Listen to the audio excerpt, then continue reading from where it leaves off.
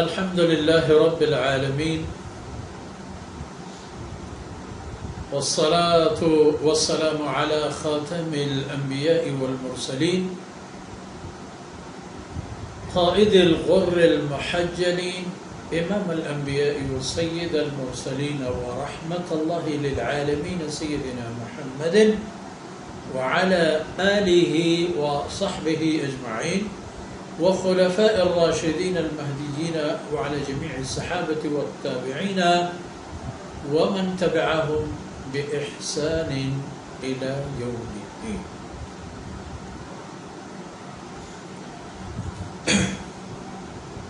أعوذ بالله من الشيطان الرجيم. فالسابقات سبقا فالمدبرات أمرا. سبحانك لا علم لنا إلا ما علمتنا إنك أنت العليم الحكيم. رب اشرح لي صدري ويسر لي أمري واحلل عقدة من لساني يفقهوا قولي واجعل لي وزيرا من أهلي رب زدني علما وارزقني فهما ثم أما بعد. گرامی قدر بھائیوں، بہنوں اور پیارے بچوں،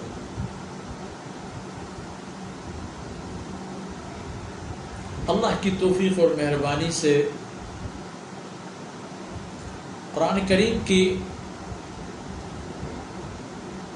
تعلیم اور تعلم کے سلسلے میں ہم سورہ النازعات تک پہنچ چکے ہیں. کل بلکہ گزشتہ مجلس میں اس کی ابتدائی باتیں ہوئی اور آج بھی شاید ہم مزید آگے نہ بڑھ سکیں اور جو آیتیں تلاوت کی گئی تھی ان کے دائرے میں رہ کر کے ہماری یہ چند منٹ اور لمحات پوری ہو جائیں. اللہ کے حکم اور ترتیب سے دنیا قائم ہے. اللہ ہر کام پر، ہر عمل پر قدرت رکھنے والی ذات ہے. اللہ رب العزت نے ہر کام کے لیے مخلوق پیدا فرمائے ہیں اور امور کائنات کے لیے اللہ رب العزت نے ملائکہ کرام پیدا فرمائے. دراصل ملائکہ کرام خدمت گزار ہیں، اللہ رب العزت کی فرمودات اور احکامات پر عمل درآمد کرنے والے لوگ ہیں. اس سے بڑھ کر ان کی کوئی حیثیت نہیں. وہ مخلوق ہیں اور اللہ رب العزت کے احکامات کی ایسے تابع کہ ایک ذرہ آگے پیچھے نہیں ہوتے اور ان میں نافرمانی کا عنصر سرے سے شامل نہیں ہے. یہ سمجھ لیجیے. اب فرمایا تھا کہ والنازعات غرقا والناشطات نشطا فالسابحات سبحا فالسابقات سبقا. عرض کیا گیا کہ یہ 5 نکات جو ذکر ہوئے یہ دراصل حلفیہ اعلانات ہیں اللہ رب العزت کے کہ جو کچھ آگے باتیں آئیں گی، جو کچھ آپ کو آگے سننے اور پڑھنے کو ملے گا، چاہے وہ عبرتناک ہو، چاہے وہ ہولناک ہو، چاہے وہ خوشی سے بھرپور لمحات ہو، یاد رکھیے یہ آنے ہیں. آپ کی تیاری ناقص ہے یا کامل، اس سے اس کا کوئی لینا دینا نہیں.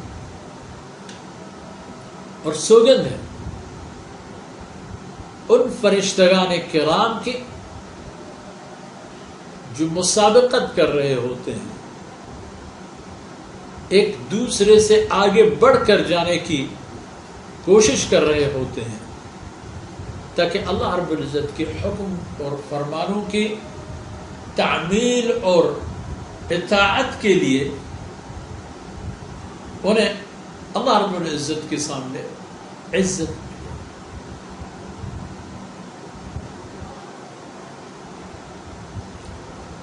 اور ان سے کوئی ایسی کوتاہی سرزد نہ ہو کہ اندازہ لگایا جائے کہ اس فرشتے نے اپنی ڈیوٹی صحیح معنوں میں سر انجام نہیں.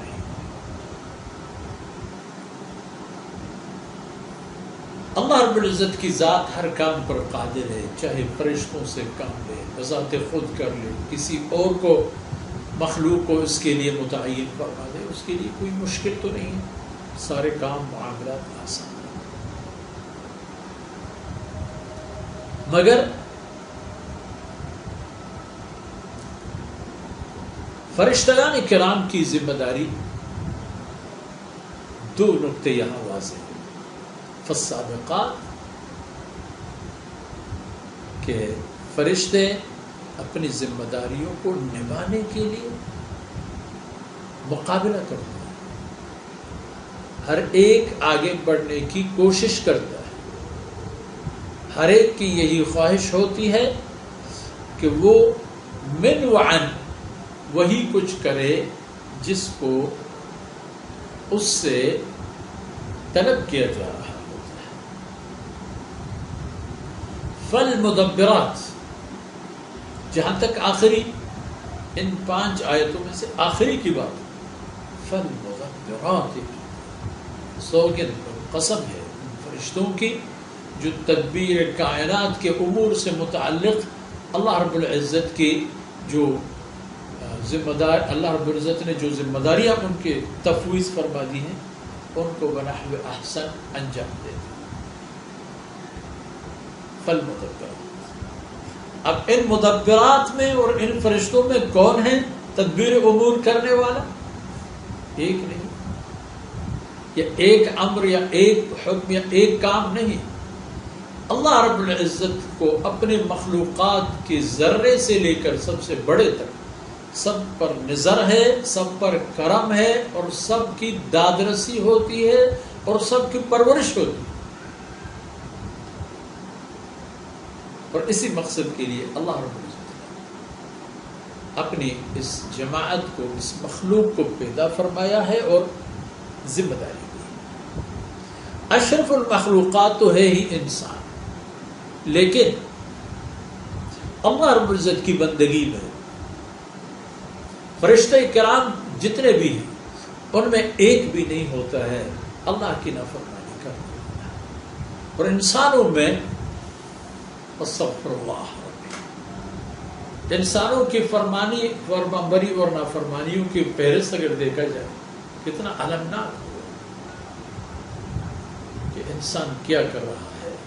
اور یہ تدبیر امور سے متعلق اگر دیکھا جائے، بارشیں ہو، ارزاق کا فراوان ہونا، رزق و روزی کی وسائل کی فراوانی، اور ان کو دنیا کی ہر علاقوں میں پھیلانا. آپ دنیا کی کسی بھی کونے میں جائیں، کسی بھی نسل اور نسب کے انسان سے آپ ملیں، آپ اسے دیکھتے ہیں وہاں اسے پانی بھی فراہم ہے، وہاں اسے رزق و روزی کی جو اللہ رب العزت نے حیوانات پیدا کیے ہیں وہ بھی اس کے پاس ہوتے ہیں، دانا اور گندم ہوتا ہے وہ بھی ان کے پاس ہوتے ہیں، اور جتنے بھی خوراکی مواد ہیں اللہ رب العزت نے ان کو ایسے انداز میں بنایا ہے کہ وہ دنیا کی تمام ماحولوں میں ایڈجسٹ ہوتے ہیں، ہر ماحول میں ہو جاتے ہیں برابر اور پیداوار میں. یہ اللہ کے امر اور اللہ کے حکم ہے کہ اللہ رب العزت نے ان تمام فرشتوں کو متعین فرما دی اور ان کے امور سے متعلق ہمیں باخبر فرما دی کہ وہ کتنے بڑے کام کر رہے ہیں. انسان اگر دیکھا جائے آپ کیا کر رہے ہیں اور آپ کے مقابلے میں وہ کیا کر رہے ہیں، تو دیکھ لینا کہ یہ قسم اس لیے یاد کی گئی کہ جو آگے باتیں آئیں گی ان بات کی عظمت اور ان باتوں کی بڑائی اور ان باتوں کی وزن کا انداز ہوگا. آج اتنا ہی کافی ہے.